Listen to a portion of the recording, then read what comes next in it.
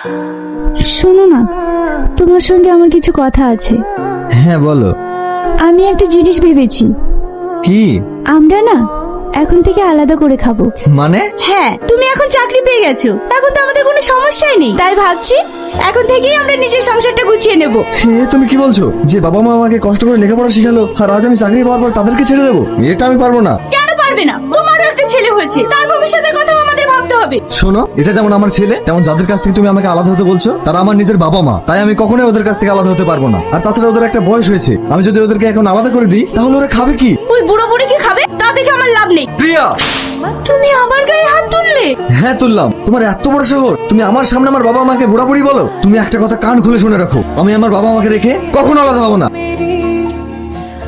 Hello মা, তুমি এক্ষুনি এসে আমাকে এখান থেকে নিয়ে যাও। আমি তোমার জামাইয়ের মারও খেতে পারবো না, আর এই বাড়িতে থাকবো না।